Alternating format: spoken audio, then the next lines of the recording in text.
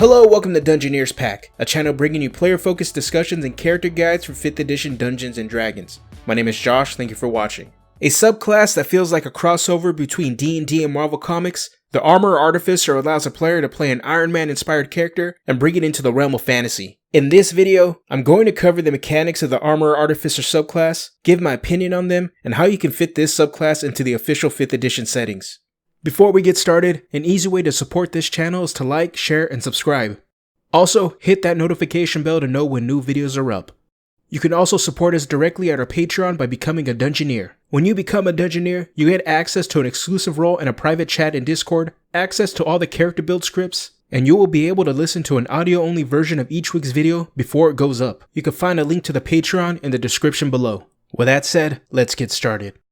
The Armorer Artificer is a heavily front-loaded subclass with features that really nail down the subclass's character fantasy from the get-go. The first of 4 features we pick up when we choose this subclass at level 3 is Tools of the Trade. Tools of the Trade grants us proficiency with heavy armor and smith's tools. If we already have proficiency with smith's tools, we can instead pick another artisan's tools to gain proficiency with. This is pretty standard fare for 3rd level features for all Artificer subclasses. We gain relevant proficiencies that play into the subclass's flavor or combat role in the party. In this case, the heavy armor proficiency is integral to the flavor of the subclass, as well as the rest of the features in this subclass. In addition to the proficiencies, the Armorer subclass also gains an expanded spell list. At level 3, they gain access to Magic Missile and Thunder Wave. At 5th level, Mirror Image and Shatter. 9th level, Hypnotic Pattern and Lightning Bolt. 13th level, Fire Shield and Greater Invisibility. And at 17th level, Pass Wall and Wall of Force. The spells on this list are what you would expect for a subclass that wants you to play Ironman. Each spell on this list is evocative of energy blasting weapons or defensive functions you would expect from powered armor.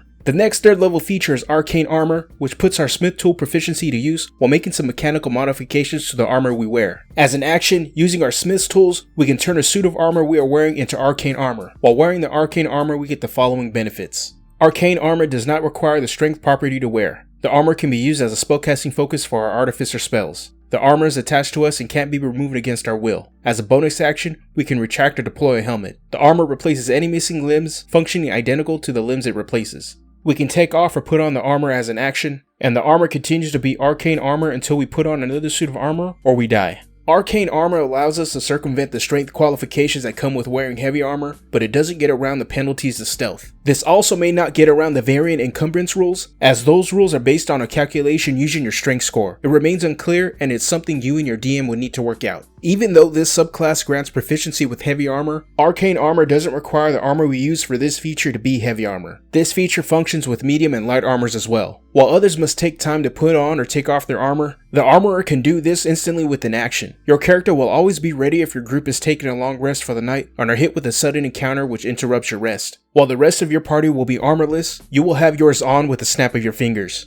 The last 3rd level feature we receive for this subclass grants us some flexibility on what offensive role we want to take in the party. The armor model feature gives us 2 options we can swap between on a short or long rest. Each option comes with a special weapon that we can use to make attacks. In addition, we can use our intelligence modifier in place of our strength or dexterity when rolling for attack and damage rolls with these special weapons. Our first armor option with this feature allows us to be a frontliner for our party. The Guardian Armor option turns our character into a tanky armored juggernaut. With the Guardian Armor, we gain the special weapon Thunder Gauntlets and the defensive field ability. Thunder Gauntlets are a simple melee weapon that deals 1d8 thunder damage when we hit. In addition to this, if the creature we hit with our Thunder Gauntlets attempts to attack anyone else besides us, they have disadvantage on their attacks until the start of our next turn. Defensive field, on the other hand, gives us a slight cushion to our hit points and happens to scale with us as we level up in this subclass. As a bonus action, we gain temporary hit points equal to our level in this class. We can do this a number of times equal to our proficiency bonus, and all uses recharge after a long rest. Thunder Gauntlets have one of the few tanking effects in the game, but it's not something new, as the Ancestral Guardian Barbarian's Ancestral Protectors feature provides the same effect to a target. While the effect from the Thunder Gauntlets doesn't dissuade or stop an enemy from hitting another target, it does lower their chances of landing their attacks. Defensive field further supports the frontliner role, but the temporary hit points gained may seem underwhelming. In actuality, the amount of damage this will prevent will be roughly a third of a single attack. It's an okay defensive tool, and when paired with the potential high armor class, if an enemy does manage to land a hit, the blow won't hurt as much. The other armor option lets us become Ironman. The Infiltrator armor option comes equipped with the Lightning Launcher special weapon, an increase to our movement speed with powered steps, and a way to improve our stealth checks with Dampening Field.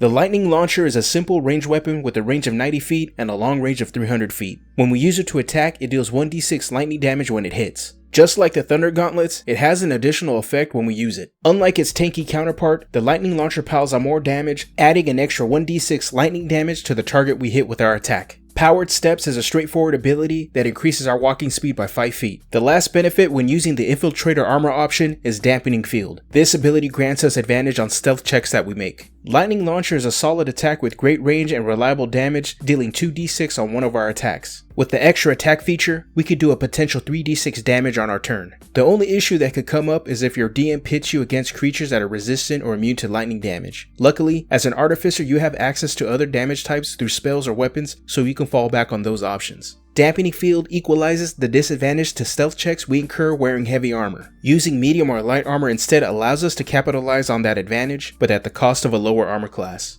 At level 5, we gain the extra attack feature that will help this subclass maintain their average damage per round to fulfill the frontliner or blaster combat roles. When we hit level 9, we gain the armor modifications feature that allows us to further customize our armor using our artificer infusions. With armor modifications, we can do the following. As mentioned before, we can modify our arcane armor with artificer infusions. The pieces of the armor count as separate items for the purposes of our infused items feature. That means we can place different infusions on our chest piece, boots, helmet, and the armor's special weapon. Each infusion transfers if we change our armor's model, and the maximum number of items we can infuse at once increases by 2, but they must be part of our arcane armor. With the expansion of infusions alongside the release of this subclass and Tasha's, armor modification really allows further customization for a class and subclass that is already pretty flexible. Even if we are spreading our infusions to other party members, we are guaranteed at least 2 infusions to place into our armor, and we happen to have access to a majority of armor infusions by the time we gain this feature. The great thing about the new infusions is that they are not specific to an armor model. They offer benefits regardless of which model we are using. The last feature we gain comes in at level 15 is Perfected Armor, which adds additional abilities to our Guardian and Infiltrator armor models. When using the Guardian armor model with this feature, whenever a huge creature or smaller we can see ends its turn within 30 feet of us, we can use our reaction to force that creature to make a strength saving throw against our spell save DC, and if they fail, they are pulled 30 feet towards us to an unoccupied space. If they end up in a space that is within 5 feet of us, we can also make a melee weapon attack against them as part of that reaction. This additional ability for our Guardian armor grants us a taking ability that will let us pull enemies off our nearby allies. On top of all this, if the creature ends up landing right next to us, we can bop them with our thunder gauntlets to lower their chance to hit anyone else but us. When using the Infiltrator armor model with the Perfected Armor feature, we gain a benefit when we land attacks made with our lightning launcher. Any creature that takes lightning damage from our lightning launcher glows with a dim light with a 5-foot radius and has disadvantage on attack rolls made against us until the start of our next turn. Also, the next attack roll against it has advantage, and if it hits, the target takes an extra 1d6 lightning damage. The new ability for the Infiltrator allows our blasting to provide a benefit that not only increases our damage, but also the damage of our allies. We hit a target once with this attack, lighting them up and deal damage as usual, setting up advantage to our follow-up attack and dealing an extra 1d6 damage. Based on the text for this ability, the target we hit with our follow-up attack with our lightning launcher should reapply the effects to them, setting up advantage and additional damage for our allies attacking the same target. Before giving my final opinion on the subclass, let's take a look at how it fits into the official 5th edition settings. For traditional fantasy, you could be a dwarf whose armor is actually a custom mining rig of your design. You seek out adventure to discover precious metals and gemstones, and the occasional treasure. In Eberron, your character could be a Syrian refugee that is a Dragonmark member from House Cannith. You developed a prototype armor to help protect those that intend to venture into the Mornland to recover lost treasures from their fallen nation. Or, this could be a Warforged model that was tasked with being an artificer's assistant, who now uses their skills to modify their own body. In Ravnica, this could be a Boros Legionnaire who is part of the Warmind Initiative, a joint effort between the Boros and Izzet League to create new technologies to help the Boros maintain the peace. Or this could be an Izzet League member with an experimental armor whose job is to maintain the power lines of the city with hopes to move up in the guild to prove that their armor is the next great Izzet invention. And at last in Theros, this could be an Amalrot creation of the god Perforos who has taken after their god using their artifice skills to improve themselves. Or you could be a Triton who's the student of the Triton artificer Dalakos, seeking the means to rebuild the ruins of their lost home. The Armorer Artificer is easily one of my new favorite subclasses from Tasha's Cauldron of Everything. It has a very evocative flavor that pulls inspiration from sources not traditionally associated with fantasy, but still manages to give it that fantasy spin. I can understand that this can be a huge turnoff for some, but those players are probably not playing an Artificer to begin with. The subclass itself is highly versatile within a class that already offers a variety of choices with their spell selection and infusion mechanic. You can find yourself in the middle of the fight one day with your Guardian armor, then blasting away the next day like Ironman in the Infiltrator armor. On top of the aggressive roles you can play in combat, whether at melee or range, the Artificer grants tool proficiencies, spells, and infusions that can help your team overcome out of combat obstacles or to support and buff them. This flexibility allows you to be active in any part of the game. You will always have something to do, never feeling left out of an encounter. With that said, I want to hear from you. What do you think of the Armorer Artificer? Let me know down in the comment section. If you want to talk more about the Armorer Artificer, join the Dungeoneers Pack Discord. A link to the Discord can be found in the description below. Also check out my video covering one of my new favorite subclasses from Tasha's, the Genie Patron Warlock. You can click on the thumbnail on the screen to see the new features the subclass can bring to your table and how you can fit it into other 5th edition settings. Alright, I'm out of here. Have a good one.